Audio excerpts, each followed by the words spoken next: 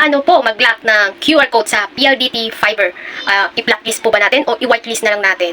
Ngayon, mapapanood nyo po sa aking video kung paano mag-blacklist o mag-whitelist na lang para ma-block natin yung mga nakikiconnect sa ating Wi-Fi na gusto man natin o hindi, pwede natin siyang i-blacklist. Panoorin po natin ang aking video. Sana po panoorin nyo hanggang dulo at may matutunan po kayo. Thank you!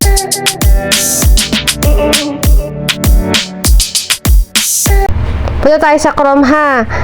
Tapos search natin dun sa bar yung https://192.168.1.1 PLDT po yan. Tapos pasok ka sa account, lagay mo admin, tapos yung password mo, kung napalitan mo na yung password mo, dyan mo na ilagay. Kung hindi pa, 1234. Yun yung password ng admin ng PLDT kung hindi mo pa napalitan.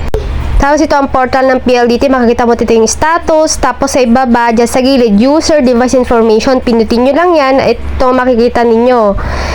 Yan.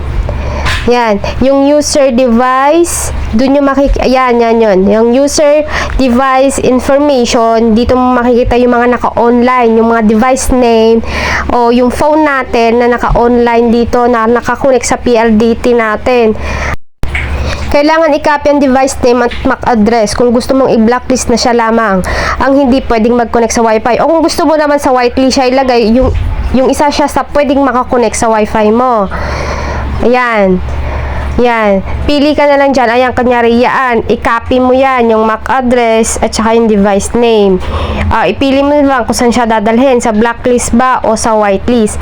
Malalaman nyo mamaya kung ano ibig sabihin ng blacklist at whitelist. Kung saan nyo talaga siya pwedeng ilagay. Ngayon, punta tayo sa security. At sa bandang kaliwa ng security, yung WLAN MAC filter configuration. Diyan sa kapag napindot nyo na yon, makikita nyo yung filter mode, yung blacklist. Ang ibig sabihin ng blacklist, kung gusto mong huwag i-connect sa Wi-Fi mo, select blacklist at i-apply ang kanyang device name at MAC address. Yan ang ibig sabihin ng blacklist. Sa whitelist naman, ang ibig sabihin nun, ito naman kung gusto mo kayo lang ang ko-connect sa Wi-Fi nyo at wala nang makaka-connect na iba pa. Maaring pamilya mo yung inilista nyo lang sa whitelist. Yan, blacklist at white, pareho naman yung ibig sabihin na mag-block ng kung sino nyo mag-connect ng kaibahan lang ay ang pamamaraan ng pagbablock. Ngayon, pindutin ang new sa gilid. Umpisa na natin gawin. Pindutin ang new sa gilid, pindutin ang select, makikita mo rin naman dyan kung ano ang phone device name, tapos lalabas din ang MAC address, kagaya niya no.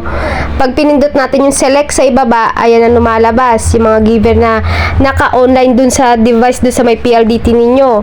Pwedeng dun nyo kopyahin yan at iselect na lang dito sa may select na yan.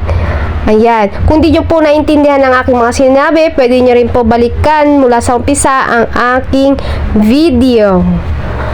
Ayan.